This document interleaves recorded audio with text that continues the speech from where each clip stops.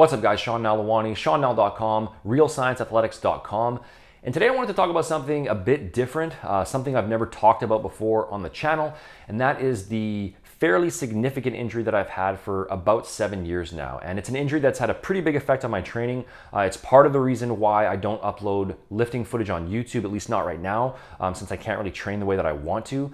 And the reason why I wanted to address this is to just kind of give you guys some more insight into myself and where I'm at, because I don't talk about myself a lot here. I mostly just do informative content.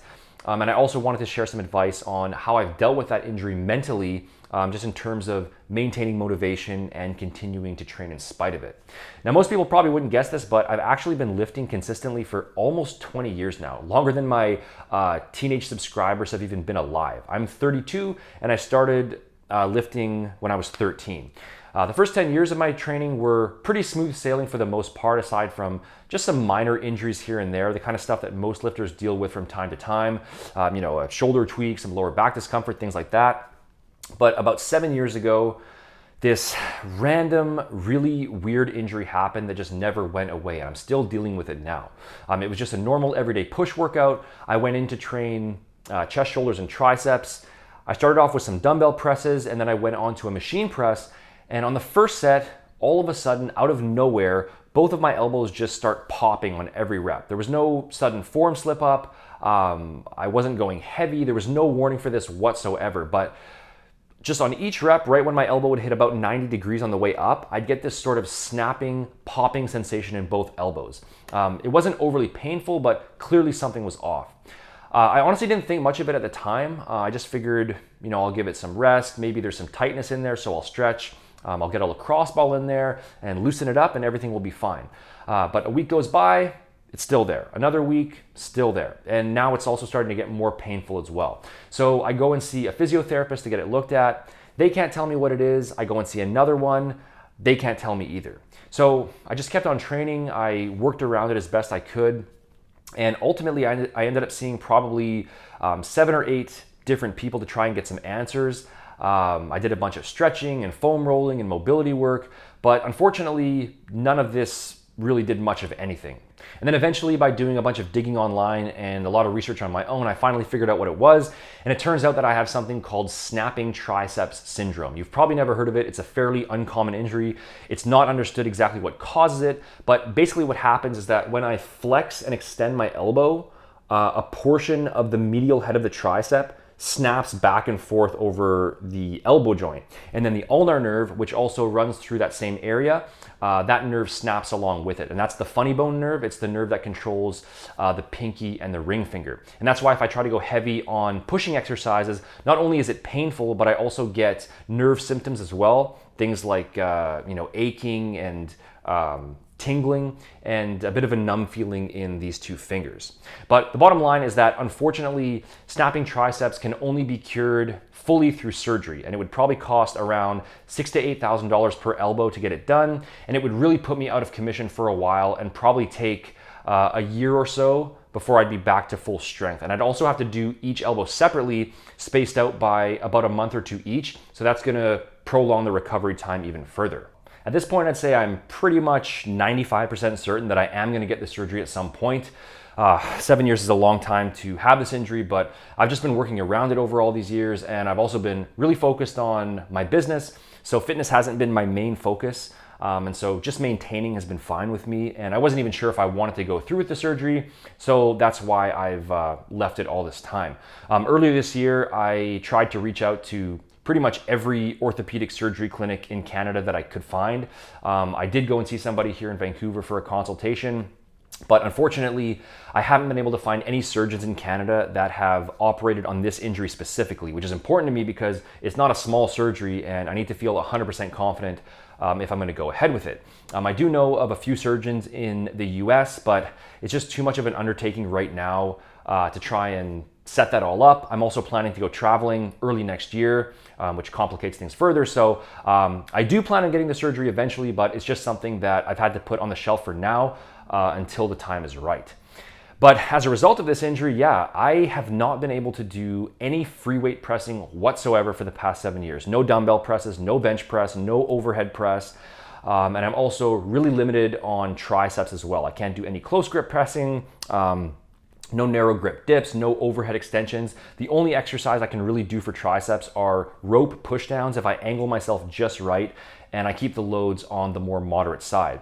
For chest, what I can do are pressing movements using cables. For some reason, that doesn't cause the snapping.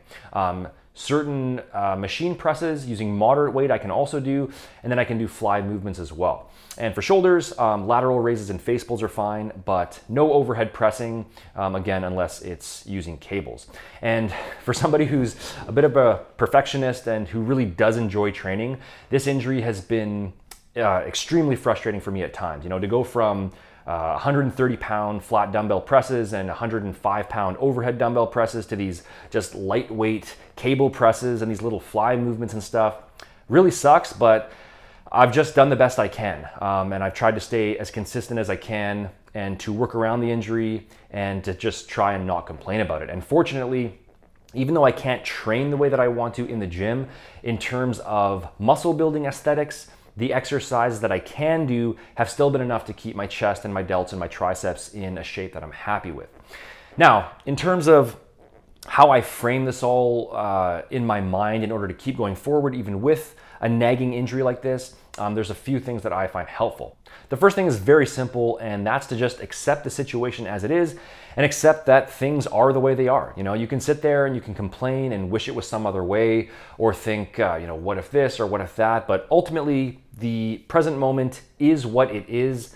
This is how things happen to unfold, and there's nothing you can do to change that. And the only thing you can do is take the variables that are in front of you right now and make the best decisions that you can moving forward. But dwelling on it, feeling sorry for yourself, or whatever, that's not productive. So you just have to step up, pull your shoulders back, and just press forward as best you can.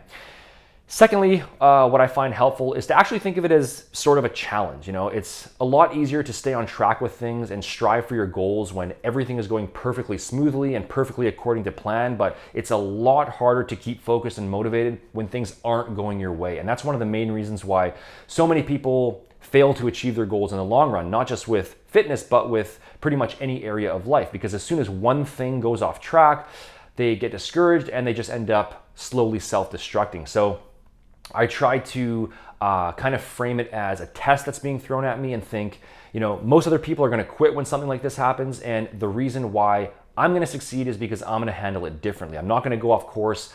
I'm going to do the very best with what I have in front of me right now. And ultimately, when I do succeed, then it'll be even more satisfying knowing that I overcame these certain roadblocks in order to get there. Thirdly is to just keep things in perspective and realize that even if you do have an injury, if you're able to train, if you're able to go into the gym and push yourself and lift and move your body and make progress, things could always be way, way worse. So I just try to be grateful that I'm able to lift, period, and be thankful for the stuff that I am able to do in the gym rather than focusing on what I can't do. You know, because it's really all relative. And if a situation arose where I wasn't able to lift anymore at all, then I'd look back at my current situation and I'd give anything just to be back here. So, you know, as humans, we tend to have this negativity bias where we focus on the things we lack and then we just take for granted the things that we do have. So when you're injured, I think it's important to try and flip that around and actively look for the positives in your situation rather than dwelling on the negatives. Another thing is to just realize that you're not alone, because most people's training isn't perfect, at least not in the long run. If you're committing to this for the long haul and you're moving decently heavy weight and you're looking to build you know, some decent muscle and strength, you're gonna have injuries along the way. It's very rare to see a serious lifter out there who hasn't struggled with some kind of injury at some point. So it's easy to just look at other people and see their online highlight reel, or look at other people in the gym and just feel like everyone else is perfectly healthy and has no issues they're dealing with, but that's obviously not the reality. So if you're struggling with an injury, just remember that you aren't the only one. It largely comes with the territory, and most people are dealing with something in their own training, and if not now, then they probably will at some point. And then the last thing is to keep in mind that unless you're dealing with a really serious injury, usually there is a way to work around things in the gym if you really put in the time and effort to figure out how. Now, if your goals are purely strength related, then that's going to be a bit different. I mean, in my situation, For example, with my elbow injury, there's no possible way for me to do heavy free weight pressing right now. But from a pure muscle building standpoint, there's a lot you can do to maintain your gains and to even continue progressing, even if you do have an injury of some kind. For example, a cable press, like I mentioned before, that might sound like kind of a wimpy exercise, but ultimately, as long as you can put the targeted muscle under tension through a decent range of motion, using the right movement pattern, and you can apply progressive overload to that movement in some way, you're ultimately going to build muscle from it. It might not be ideal, but it will still produce results. So try to find other exercise variations you can do without discomfort. You can alter the range of motion a bit. You can use lighter weight and higher reps. You can test out different angles. Usually there is a way to get the job done if you just put your mind to it. Now, safety obviously comes first. So make sure to get things checked out. Don't do anything stupid in the gym. If there's pain, then obviously you do need to scale back. But if you get creative with your training, then you should still be able to find a way to progress, or at the very least maintain your gains while you get the injury treated. So I'll leave it there, guys. I hope this gave a bit of insight into my current situation and some mindset advice that you can apply for yourself. The bottom line here is don't expect your training to be perfect. Don't expect your life to be perfect for that matter. Obstacles and setbacks and messiness are inevitable, and you just kind of have to roll with the punches and deal with whatever variables are in front of you from moment to moment in the best way that you can. So I hope this was helpful. Hit that like button and leave a comment if it was.